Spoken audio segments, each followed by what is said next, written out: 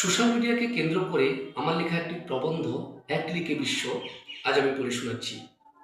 বর্তমান যুগে social media শুধু বিনোদনের মাধ্যম নয়, এটি মানুষের মধ্যে সংযোগ, জ্ঞান ও সৃজনশীলতার এক বিশাল ক্ষেত্র তৈরি করেছে। তাই এটি আমাদের জীবনের একটি গুরুত্বপূর্ণ অংশ হয়ে উঠেছে। এই সোশ্যাল মিডিয়ার মাধ্যমে খুব সহজেই নিজের প্রতিভা প্রকাশ করতে পারে মানুষজন।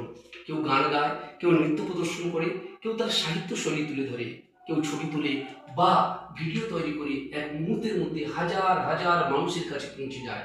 ফলে অনেক অজানা প্রতিভা নতুন করে পরিচিত হওয়ার সুযোগ পায়। সোশ্যাল মিডিয়া শুধু প্রতিভা প্রকাশের মাধ্যম নয়, এটি এখন জ্ঞান অর্জনেরও একটি বড় মাধ্যম হয়ে উঠেছে। বিভিন্ন শিক্ষামূলক ভিডিও, প্রবন্ধ ও আলোচনা থেকে মানুষ প্রতিদিন নতুন কিছু শিখতে পারে।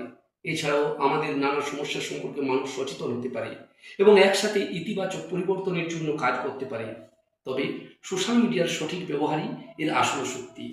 যদি আমরা ইতিবাচক চিন্তা, সৃজনশীলতা ও ভালোবাসা ছড়িয়ে দিতে পারি, তবে সোশ্যাল মিডিয়া একটি সুন্দর ও শক্তিশালী সমাজ গড়তে বড় ভূমিকা রাখতে পারে। সুতরাং আমার এই ছোট্ট অনুভূতি থেকে বলতে পারি, সোশ্যাল মিডিয়া শুধু প্রযুক্তির একটি মাধ্যম নয়, এটি মানুষের অনুভূতি, প্রতিভা ও জ্ঞানের এক উন্মুক্ত মঞ্চ। এখানে ইতিবাচক চিন্তা ছড়িয়ে দিয়ে আমরা পৃথিবীকে আরও সুন্দর করে তুলতে পারি।